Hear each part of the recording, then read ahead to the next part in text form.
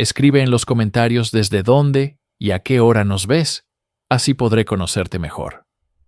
Para apoyar el canal gratis, no olvides suscribirte y darle like. ¿Qué sucede cuando la obsesión de una persona se convierte en la ley de una nación entera? A lo largo de la historia, las obsesiones de los monarcas han forjado imperios y los han destruido. Pero ninguna fue tan radical como la de Ranavalona I, la reina de Madagascar. Su obsesión por una pureza cultural y espiritual absoluta la llevó a sellar su isla del mundo exterior, sumergiendo a su pueblo en un aislamiento brutal y sangriento. Hoy exploraremos la mente de una de las reinas más temidas y enigmáticas de la historia, cuya paranoia y sed de control redefinieron el destino de su reino. En el corazón del reino de Merina, en la isla de Madagascar, el destino de una nación estaba a punto de ser forjado no por linaje divino, sino por la gratitud y la intriga. Antes de ser Ranavalona, la reina temida, era Ramavo, una joven plebeya. Su vida transcurría lejos de los pasillos dorados del Roba de Antananarivo, el palacio real. Sin embargo, su padre, un consejero leal, desveló una conspiración para asesinar al rey Andrianampoinimerina, el gran unificador de Merina. La recompensa del rey fue un acto que sellaría el futuro de Ramavo, y con él, el de todo Madagascar. Prometió su mano a su hijo y heredero, el príncipe Radama. Este matrimonio no fue un cuento de hadas, sino un calculado movimiento político. Para Ramavo, significó ser arrancada de su mundo y arrojada a una corte plagada de celos, ambición y susurros venenosos. Como plebeya, era vista con desdén por la aristocracia, una intrusa en un juego de poder cuyas reglas no comprendía del todo. Esta experiencia temprana de alienación y vulnerabilidad plantó las semillas de una profunda desconfianza. Observaba en silencio, aprendiendo las dinámicas crueles del poder, sintiendo el peso de las expectativas y el peligro constante de ser prescindible. El palacio no era un hogar, sino una jaula dorada donde la supervivencia dependía de la astucia y la capacidad de anticipar la traición. Esta inmersión forzada en la política de la corte no la doblegó, la endureció. En su interior, la joven Ramavo comenzó a cultivar una obsesión por el control, una necesidad imperiosa de nunca más ser una pieza en el tablero de otros, sino la mano que mueve todas las piezas. La futura reina estaba siendo moldeada en el crisol de la paranoia y la ambición. La muerte del rey Radama I en 1828 creó un vacío de poder que Ramavo, ahora conocida como Ranavalona, estaba preparada para llenar con una velocidad y brutalidad asombrosas. Oficialmente, el sucesor designado era el joven Rakotobe, sobrino de Radama e hijo de su hermana mayor. Rakotobe representaba la continuación de las políticas progresistas y pro-europeas de su tío, una visión que Ranavalona y la facción tradicionalista de la corte aborrecían profundamente. Mientras la corte guardaba luto, Ranavalona actuó. Su obsesión por el poder, latente durante años como consorte real, explotó en una demostración de genio estratégico y crueldad despiadada. Forjó una alianza secreta con los elementos más conservadores del reino, oficiales del ejército, sacerdotes de la religión tradicional y nobles que veían la influencia extranjera como un veneno para el alma malgache. El golpe fue quirúrgico y letal, antes de que los partidarios de Rakotobe pudieran reaccionar. Los soldados leales a Ranavalona tomaron el control del palacio real. El joven príncipe Rakotobe fue acorralado y ejecutado con una lanza, un método tradicional reservado para la realeza para evitar el derramamiento de sangre real en el suelo. Pero la purga no terminó ahí. La madre de Rakotobe y otros familiares cercanos que representaban una amenaza para su reclamo fueron sistemáticamente eliminados. En cuestión de días, cualquier oposición potencial fue silenciada, no con debates ni diplomacia, sino con la fría certeza de la muerte. Ranavalona no heredó el trono, lo arrancó de las manos de sus rivales, cimentando su autoridad sobre sus cadáveres.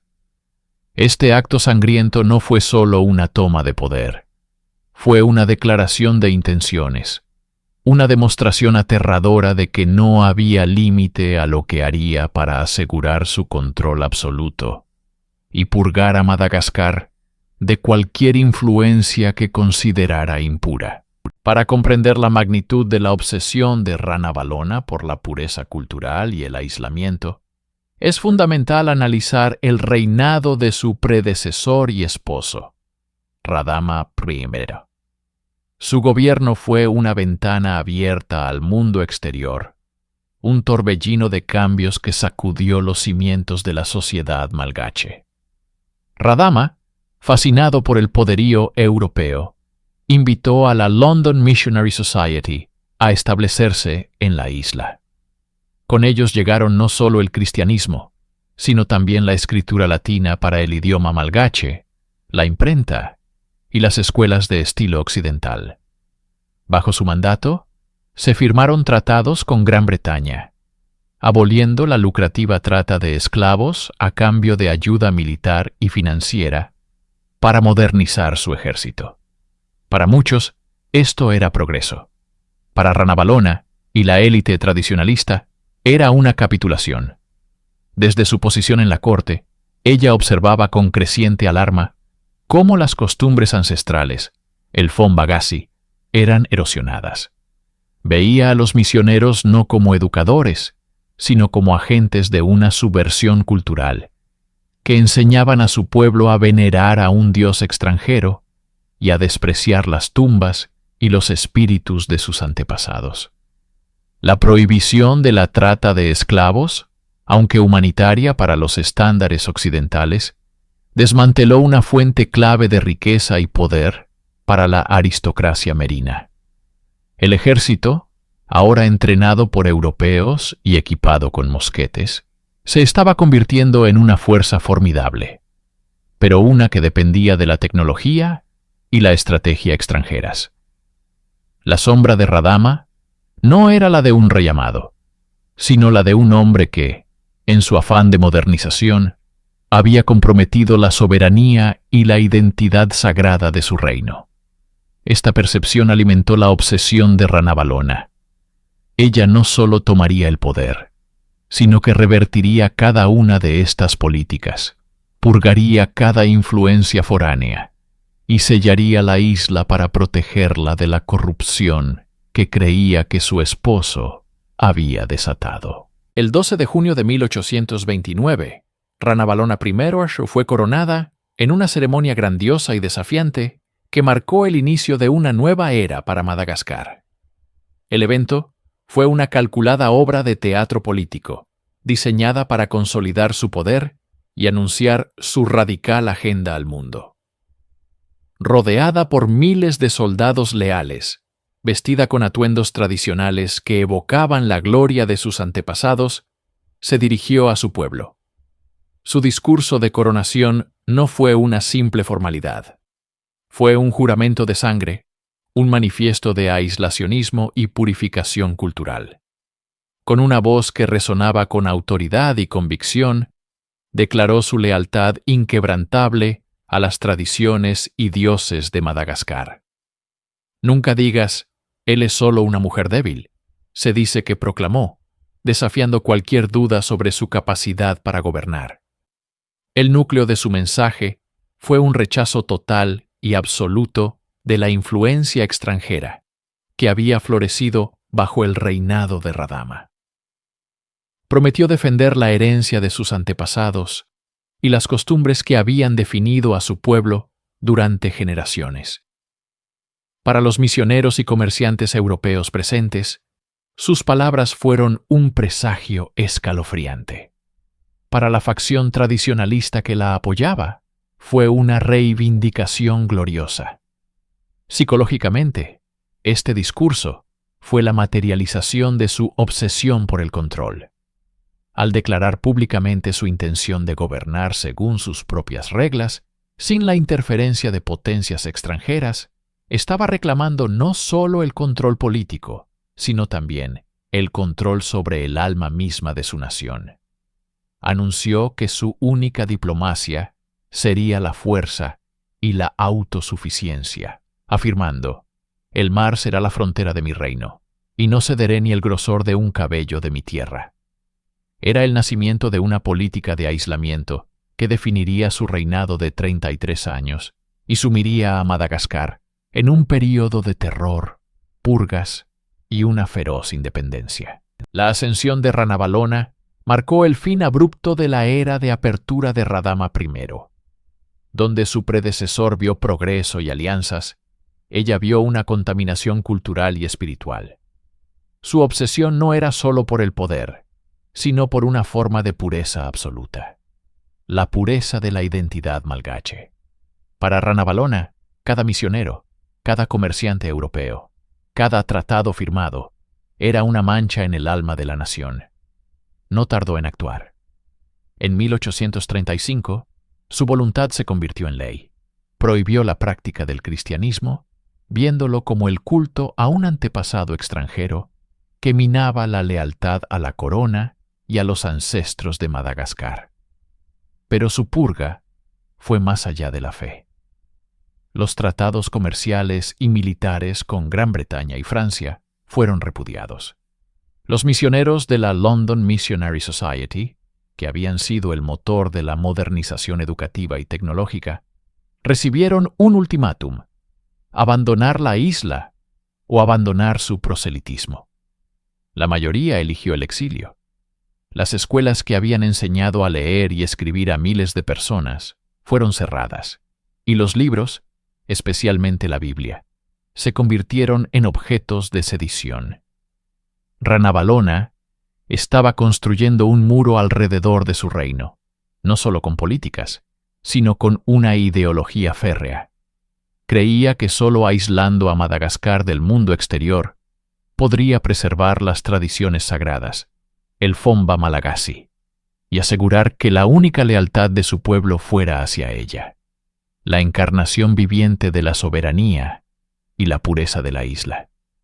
Era el comienzo de un aislamiento autoimpuesto que duraría décadas, un acto radical nacido de una profunda desconfianza y una obsesiva necesidad de control total. Una vez expulsada la influencia extranjera visible, la obsesión de Ranavalona se volvió hacia el veneno que, según ella, ya se había infiltrado en las venas de su pueblo: el cristianismo. La prohibición de 1835 no fue una simple medida política. Fue la declaración de una guerra santa contra los conversos malgaches. Para la reina, estos nuevos cristianos eran traidores en el sentido más profundo. Habían abandonado a los ancestros, las fuentes de toda bendición y legitimidad, para adorar a un dios foráneo. Esta traición espiritual era indistinguible de la traición política. Así comenzó Nitani Maisina, la época en que la tierra estuvo a oscuras. La persecución fue sistemática y brutal. Los cristianos eran cazados como animales, forzados a reunirse en secreto en cuevas y bosques remotos. Ser descubierto con una Biblia o en oración conllevaba las penas más severas. La imaginación cruel de la reina y sus consejeros no conocía límites. Los creyentes eran vendidos como esclavos, obligados a trabajos forzados en condiciones inhumanas, o sometidos a torturas públicas diseñadas para aterrorizar a la población. El método más infame era ser despeñados desde el acantilado sagrado de Ampamarinana, en Antananarivo, una muerte espectacular que servía como advertencia a miles de espectadores. Otros eran quemados vivos, hervidos en calderos o aserrados por la mitad. Lejos de erradicar la fe, La persecución la fortaleció en la clandestinidad, creando mártires y leyendas. Para Ranavalona, sin embargo, cada ejecución era un acto de purificación, un sacrificio necesario para limpiar su reino de una fe que consideraba una plaga mortal, una afrenta directa a su autoridad divina. En su búsqueda obsesiva de pureza y lealtad absoluta, Ranavalona recurrió a una de las herramientas más aterradoras del arsenal tradicional malgache, la ordalía de la tangena. Este juicio por veneno, extraído del hueso del árbol Cerbera mangas, no era una invención suya, pero bajo su reinado se convirtió en un instrumento de terror de Estado a una escala sin precedentes. Era su método predilecto para erradicar la disidencia, el cristianismo y la brujería, fusionando la superstición con la política judicial. El ritual era una pieza de teatro macabro. El acusado era forzado a ingerir el veneno de la tangena junto con 3 trozos de piel de pollo.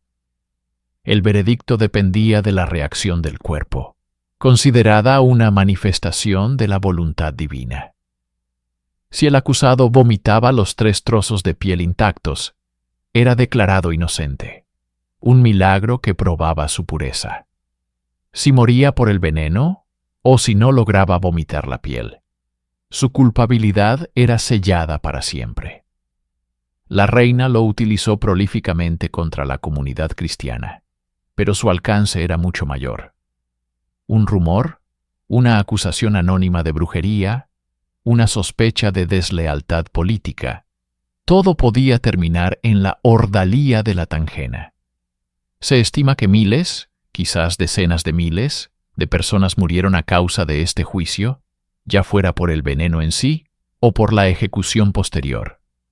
Para Ranavalona, la tangena era la herramienta perfecta.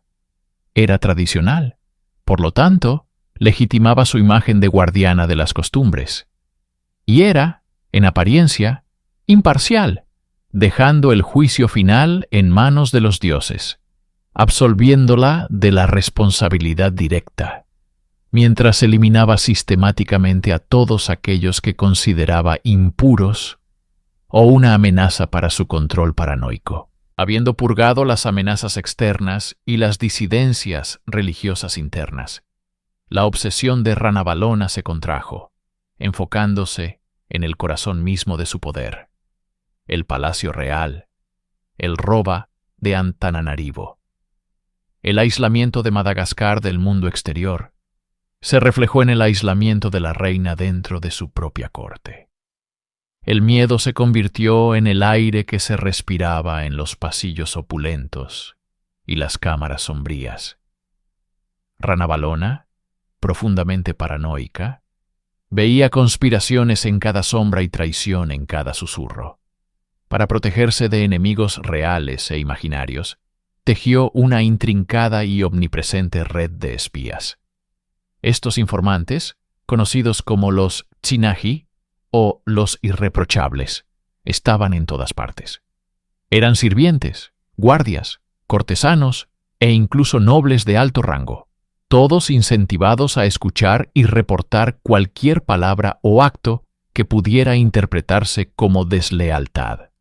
Una broma inoportuna, una queja sobre los impuestos, una reunión no autorizada. Todo llegaba a oídos de la reina. Nadie estaba a salvo. La confianza se evaporó, reemplazada por una sospecha constante. Los miembros de la aristocracia y sus propios consejeros vivían con el temor perpetuo de que una palabra mal interpretada pudiera llevarlos directamente al juicio de la tangena. Esta paranoia no era simplemente una táctica política, era un reflejo de su estado psicológico. Atrapada en la cima del poder absoluto, se sentía profundamente insegura, convencida de que todos codiciaban su trono. Su reinado de terror no solo se proyectaba hacia afuera, contra los cristianos o los extranjeros, sino también hacia adentro, consumiendo a su propia élite en un ciclo de miedo y delación. El palacio, que debía ser el símbolo de su poder inexpugnable, se había convertido en su prisión dorada, una jaula de espejos donde cada reflejo ocultaba a un posible asesino. La ascensión de Ranavalona al trono no fue solo un cambio de monarca, fue una violenta inversión ideológica, una purga cultural nacida de su obsesión por un pasado idealizado. Su predecesor y esposo, Radama I, había abierto las puertas de Madagascar a Europa, invitando a misioneros, educadores y comerciantes. Ranavalona vio en esta apertura una enfermedad, una contaminación que corrompía el alma misma de la nación. Su primera gran directiva fue una declaración de guerra contra esta influencia extranjera. El 26 de febrero de 1835, emitió un edicto que prohibía la práctica del cristianismo, declarándolo una traición a los ancestros y a los Sampi, los amuletos reales que encarnaban la soberanía sagrada. Para ella, la fe cristiana no era una simple religión, era un virus mental que disolvía la lealtad y erosionaba las tradiciones que sostenían su poder. Las escuelas misioneras, que habían enseñado a leer y escribir a miles de malgaches, fueron clausuradas. Las prensas de imprenta, antes símbolos de progreso, fueron silenciadas o reconvertidas para imprimir decretos reales. Ranavalona no solo expulsó a los misioneros europeos, inició una caza de brujas contra sus propios súbditos conversos. Este rechazo no era meramente político, sino profundamente psicológico. Representaba su necesidad de control absoluto sobre la mente y el espíritu de su pueblo. Creía que solo restaurando las costumbres ancestrales, los rituales y las creencias tradicionales, podría purificar el reino y hacerlo invulnerable. Cada iglesia demolida, cada libro extranjero quemado, era un acto ritual para reafirmar su autoridad y la pureza de una identidad malgache que ella misma estaba definiendo a través del miedo y la exclusión. Para construir su utopía aislacionista, Ranavalona necesitaba una fuerza de trabajo inagotable y, sobre todo, gratuita. La encontró en una antigua tradición malgache, el Fanompoana, el deber de servicio al soberano. Pero en sus manos, esta costumbre se transformó en una monstruosa maquinaria de opresión a una escala nunca antes vista. El Fanompoana se convirtió en la piedra angular de su economía y su control. Todos, excepto la nobleza y los privilegiados, estaban sujetos a ser llamados en cualquier momento para cualquier tarea que la reina considerara necesaria. No era un servicio temporal. Podía durar meses o incluso años, sin paga, sin raciones adecuadas, y a menudo a cientos de kilómetros de sus hogares. Psicológicamente, esta era la manifestación última de su creencia de que el individuo no tenía valor, excepto como una herramienta al servicio del Estado, que era una extensión de ella misma. La vida humana era un recurso renovable y prescindible. Bajo el látigo de sus supervisores, ejércitos de civiles fueron forzados a construir palacios monumentales, abrir carreteras a través de selvas impenetrables, transportar cargas pesadas como enormes bloques de piedra o vigas de palisandro, y sobre todo, a formar su vasto ejército permanente. Las condiciones eran tan brutales que la tasa de mortalidad era aterradora. Se estima que en algunos proyectos de construcción moría más de la mitad de la fuerza laboral.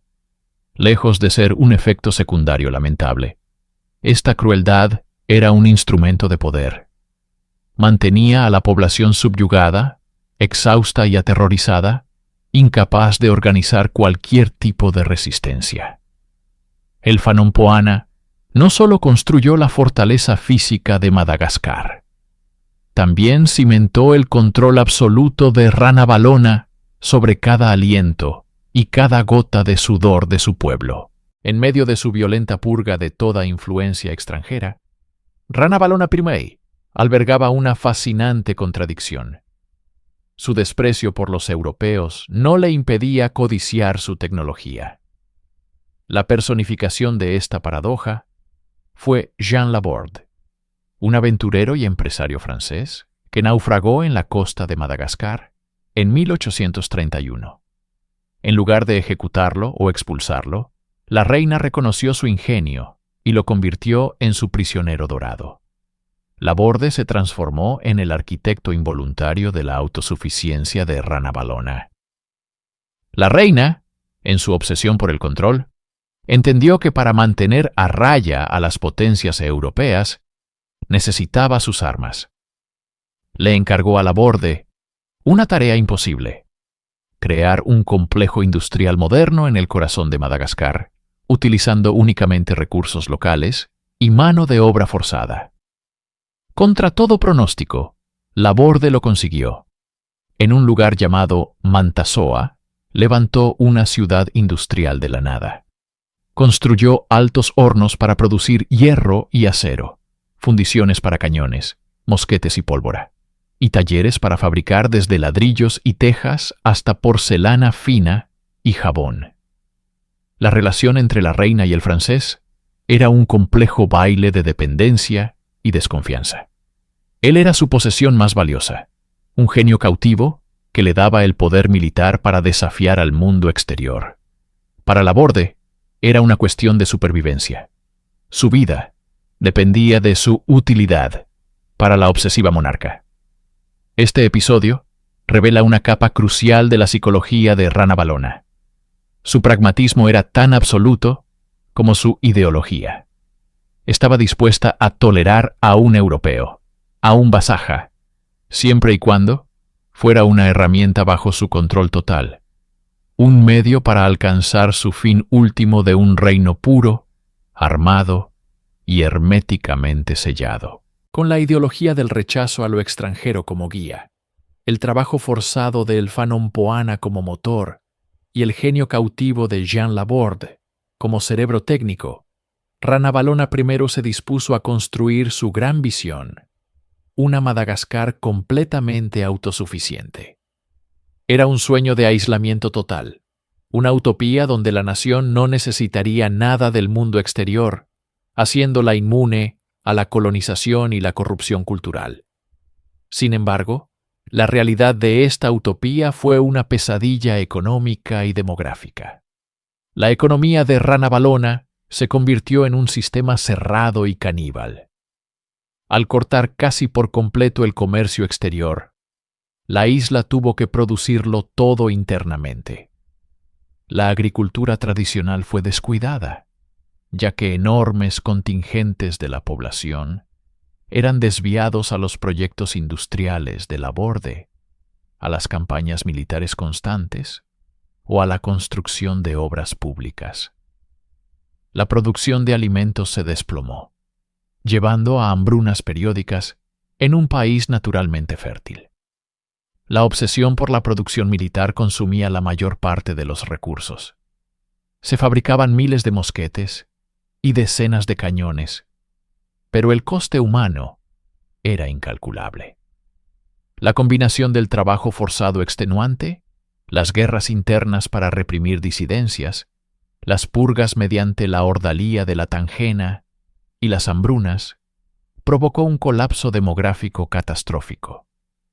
Durante su reinado, la población de Madagascar se redujo drásticamente. Algunas estimaciones sugieren que disminuyó casi a la mitad. Psicológicamente, Ranavalona parecía indiferente a este sufrimiento. En su mente, las muertes de sus súbditos eran un coste aceptable, un sacrificio necesario en el altar de la independencia y la pureza nacional. Su utopía no era para el bienestar de los individuos, sino para la gloria abstracta de un Estado fortaleza, que, en su afán por protegerse del mundo, se estaba devorando a sí mismo desde dentro. El poder absoluto no solo corrompe, sino que deforma la psique hasta hacerla irreconocible. En el caso de Ranavalona I, su ascenso al trono no fue una herencia tranquila, sino un acto de usurpación y violencia que sembró en ella una paranoia fundacional. Esta inseguridad inicial se convirtió en el motor de su reinado. Para Ranavalona, el poder no era un derecho divino que se ejercía con benevolencia, sino una bestia salvaje que debía ser domada y encadenada cada día. Su obsesión con la pureza no era meramente cultural o religiosa. Era una proyección de su propia necesidad de un control incontestable. Al declararse dueña de todo el suelo de Madagascar, no solo realizaba una maniobra política, sino que transformaba el reino en una extensión de su propio cuerpo, de su propia voluntad. Cualquier disidencia, cualquier influencia extranjera, no era una amenaza para el Estado, sino una contaminación personal, una violación a su ser. El aislamiento de Madagascar no fue una simple política xenófoba, fue la creación de una burbuja psicológica donde solo su voz resonaba, donde la realidad era aquello que ella dictaminaba. Los consejeros que la rodeaban aprendieron rápidamente que la supervivencia dependía de reflejar sus propias creencias y miedos, creando una cámara de eco que magnificaba sus peores instintos. En esta soledad regia, Ranavalona dejó de ser una mujer para convertirse en un ídolo de su propia creación, una deidad terrible y celosa que exigía una devoción total, no por amor a su pueblo, sino por un terror paralizante a perder el control que tanto le había costado conseguir. Para una mente obsesionada con el control absoluto, emociones tan volátiles como el amor y la lealtad no son sentimientos a cultivar, sino variables a dominar. Ranavalona I entendió esto a un nivel visceral. En su corte, el afecto era un arma y la lealtad una obligación demostrable, no un vínculo genuino. No buscaba ser amada, sino temida y obedecida sin cuestionamientos. Las relaciones personales se convirtieron en un teatro de la sumisión. Cualquier muestra de afecto entre cortesanos era sospechosa. Cualquier alianza potencial, una conspiración en ciernes. La reina exigía ser el sol alrededor del cual todos los planetas de su reino debían girar, y cualquier otra fuerza gravitacional era una afrenta directa a su autoridad. Su control se extendía a los lazos más íntimos. Manipulaba a sus favoritos, elevándolos a grandes alturas, para luego dejarlos caer al menor indicio de independencia. Incluso su propio hijo, el futuro Radama II, vivió bajo la sombra opresiva de su madre. Sus inclinaciones pro-europeas vistas no como una diferencia de opinión, sino como una traición personal. La prueba de la tangena, el veneno del juicio, fue la máxima expresión de esta filosofía. La lealtad no se demostraba con palabras o servicio, sino sobreviviendo a una ordalía que ella misma imponía. Era la forma más perversa de decir, tu vida me pertenece, y solo si yo lo permito, a través de este veneno, podrás demostrar que eres digno de ella. El amor y la lealtad en el Madagascar de Ranavalona no eran refugios del alma, sino campos de prueba mortales donde un solo error significaba la aniquilación. La paranoia de Ranavalona, una vez arraigada en la psicología del poder, necesitaba manifestarse. Y lo hizo de la forma más brutal imaginable, a través de un régimen de terror sistemático que convirtió el miedo en el principal instrumento de gobierno. Las purgas no eran eventos esporádicos, se convirtieron en una característica endémica de su reinado. La nobleza, los líderes militares y, especialmente, la creciente comunidad cristiana, fueron los primeros objetivos. Ser acusado de simpatizar con los extranjeros o de practicar la religión de los blancos era una sentencia de muerte casi segura. Los métodos de ejecución eran deliberadamente crueles, diseñados no solo para eliminar al individuo, sino para aterrorizar a la comunidad. Los condenados eran arrojados desde los acantilados de Antananarivo, quemados vivos, hervidos en aceite, o sometidos a la prueba del veneno de la tangena, que mató a decenas de miles. Esta ordalía se convirtió en una herramienta de purga masiva. Una aldea entera podía ser obligada a someterse a la prueba para erradicar cualquier atisbo de deslealtad. La atmósfera en la isla se volvió asfixiante. La confianza entre vecinos se evaporó, reemplazada por la sospecha. Un comentario descuidado o una oración susurrada podían llevar a una denuncia y a una muerte horrible. El terror de Ranavalona no era caótico, sino metódico. Buscaba la aniquilación total de cualquier ideología o lealtad que no emanara directamente de ella. El legado de estas purgas fue una herida demográfica y psicológica profunda, una cicatriz en la memoria colectiva de Madagascar, que recordaría a las generaciones futuras el precio del poder absoluto y la obsesión desmedida. Frente a un terror tan abrumador y sistemático, la rebelión abierta era un suicidio. Sin embargo, la ausencia de ejércitos rebeldes no significó una sumisión total. El espíritu del pueblo malgache, aunque oprimido, encontró formas de resistir en silencio, en las sombras del poder de Ranavalona. Esta no fue una resistencia de espadas y lanzas, sino de memoria y fe. La forma más potente de desafío fue la clandestinidad. Los cristianos, casados y perseguidos, no abandonaron su fe. Se reunían en secreto en cuevas, en lo profundo de los bosques, bautizando a sus hijos y compartiendo sus escrituras de memoria. Cada oración era un acto de desafío. Cada converso salvado, una victoria contra la tiranía. Las tradiciones ancestrales que la reina intentaba manipular para sus propios fines también se preservaron en su forma más pura, lejos de los oídos de los espías de la corte.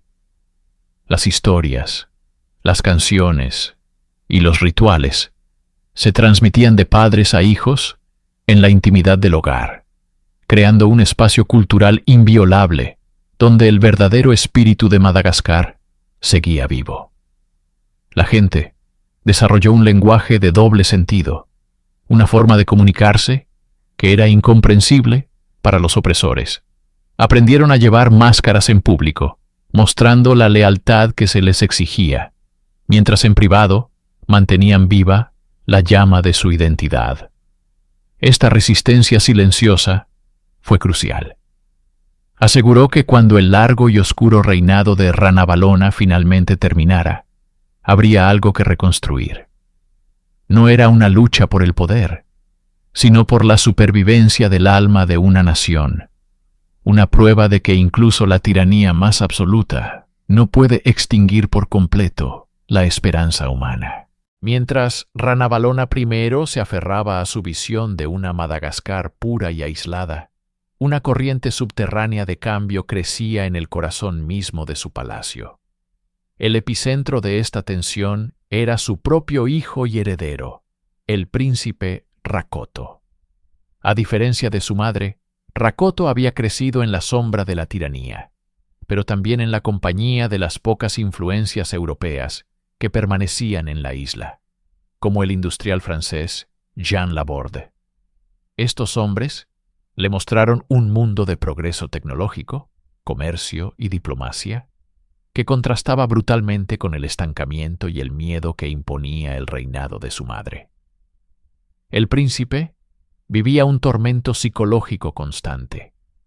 Amaba a su madre, pero aborrecía sus métodos. Veía la sangre derramada en las pruebas de la tangena y el sufrimiento de los sometidos a trabajos forzados, y su conciencia se rebelaba. Se convirtió en el protector secreto de los cristianos, advirtiéndoles de las purgas inminentes y ofreciéndoles refugio. Su dilema alcanzó un punto crítico en 1855, cuando, en un acto de desesperación y secretismo, conspiró con el aventurero Joseph François Lambert. Juntos, redactaron la Carta Lambert, un documento que otorgaba a Lambert derechos exclusivos sobre vastas extensiones de tierra y recursos de Madagascar a cambio de ayuda francesa para derrocar a Ranavalona. Rakoto, el futuro rey, estaba esencialmente planeando vender la soberanía de su nación para salvar a su pueblo de su propia madre. Este pacto secreto representaba la fractura definitiva en su lealtad. Estaba atrapado entre el deber filial hacia una reina tiránica y su visión de un futuro moderno, una elección imposible que definiría el destino de Madagascar y lo cargaría con un peso que llevaría hasta su propia tumba. Los últimos años del reinado de Ranavalona I fueron un descenso hacia las profundidades de la paranoia y la obsesión. El poder absoluto, ejercido durante más de 3 décadas, había corroído su mente, transformando su celo por la pureza en una locura febril. El palacio de Roba, antes un símbolo de poder, se convirtió en una jaula dorada de sospechas. La reina, ahora una anciana frágil pero con una voluntad de hierro intacta, veía traidores en cada sombra. Su círculo de confianza se redujo a casi nadie, y su desconfianza se extendió incluso a su propio hijo, Rakoto, cuyas simpatías pro-europeas eran un secreto a voces en la corte. Los rituales y las purgas se intensificaron, volviéndose más erráticos y crueles. El veneno de la tangena se administraba por las ofensas más triviales, como un sueño interpretado como un mal presagio, o una palabra susurrada en el momento equivocado. La reina se obsesionó con sus sueños y las profecías de sus astrólogos, ordenando ejecuciones basadas en visiones nocturnas. Su control sobre la realidad parecía desvanecerse, reemplazado por un mundo interior donde los espíritus de los ancestros exigían sangre para mantener alejada la contaminación extranjera. Físicamente, el tiempo la había debilitado, pero su mirada seguía infundiendo un terror primordial.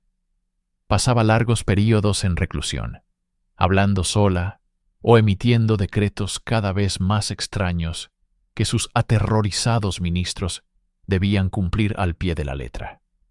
El reino entero contenía la respiración, atrapado en la garra de una mente que se desmoronaba. La reina que había aislado a Madagascar del mundo exterior, ahora estaba completamente aislada dentro de su propia locura.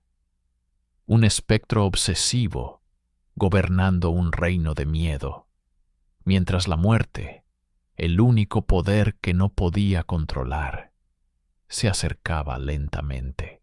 El 16 de agosto de 1861, el aire en Antananarivo se sintió diferente. Después de 33 años de un reinado de hierro, Ranavalona I, la reina obsesionada con la pureza, murió mientras dormía. Tenía alrededor de 83 años. La noticia oficial se difundió con la solemnidad requerida. Cañonazos retumbaron desde el palacio de Roba, y se decretó un período de luto nacional de 9 meses. Se organizaron funerales fastuosos, con sacrificios de animales y elaboradas exhibiciones de dolor público. Miles de súbditos fueron obligados a afeitarse la cabeza y vestir ropas de luto. Sin embargo, bajo esta capa de duelo impuesto por el Estado, una corriente silenciosa de alivio recorrió la isla. Para las decenas de miles que habían sobrevivido a las purgas, a los trabajos forzados y a la ordalía de la tangena, la muerte de la reina no era una tragedia, sino una liberación. Era el fin de una pesadilla que había durado una generación. En los pueblos y aldeas, las familias cristianas que habían practicado su fe en secreto extremo podían por fin vislumbrar un futuro sin miedo a ser arrojados por un precipicio. La facción pro-europea, liderada por los partidarios del príncipe Rakoto, actuó con una velocidad y precisión calculadas. Aseguraron el palacio y neutralizaron a los conservadores más acérrimos del ejército, previniendo cualquier intento de golpe de Estado para mantener el régimen aislacionista. Rakoto fue proclamado rey bajo el nombre de Radama II, casi de inmediato. Su ascenso al trono no fue solo una sucesión, fue una revolución. La muerte de Ranavalona no fue simplemente el final de una vida, fue el colapso de un sistema. El sonido de los cañones fúnebres era ambiguo. Para unos, era el eco del poder perdido. Para la gran mayoría, era la atronadora fanfarria que anunciaba el amanecer. Evaluar el legado de Ranavalona I es adentrarse en una paradoja histórica. Por un lado, su nombre es sinónimo de una tiranía brutal y una crueldad casi sin parangón en el siglo XIX. Su reinado dejó una cicatriz demográfica y psicológica profunda en Madagascar. Se estima que la población de la isla se redujo a la mitad bajo su gobierno, víctima de sus purgas religiosas, la ordalía mortal de la Tangena y los proyectos de trabajos forzados que consumieron incontables vidas. Su obsesión por la pureza cultural y su xenofobia paralizaron el desarrollo económico y tecnológico, sumiendo al reino en un aislamiento que lo dejó vulnerable. Desde esta perspectiva, fue una déspota sanguinaria cuyo fanatismo destruyó a su propio pueblo. Sin embargo, existe otra cara de la moneda, una que es imposible ignorar. En una era de expansión colonial agresiva, donde las potencias europeas se repartían África con voracidad, Ranavalona I logró lo que pocos líderes africanos pudieron. Mantuvo la soberanía e independencia de su nación. Su feroz resistencia y su política de autosuficiencia, aunque implementadas con métodos atroces, impidieron que Francia o Gran Bretaña colonizaran Madagascar durante su vida. Para algunos nacionalistas, ella no es la Calígula femenina, como la apodaron los europeos, sino una defensora implacable de la identidad malgache, una reina que entendió que cualquier concesión a los extranjeros era el primer paso hacia la subyugación. Su legado es, por tanto, una herida dual. Es la memoria del terror y el sufrimiento infligido a su gente, pero también es el recuerdo de una resistencia inquebrantable contra el imperialismo. Ranavalona I dejó una Madagascar marcada por el dolor, pero también una Madagascar que seguía siendo, por un tiempo más, dueña de su propio destino.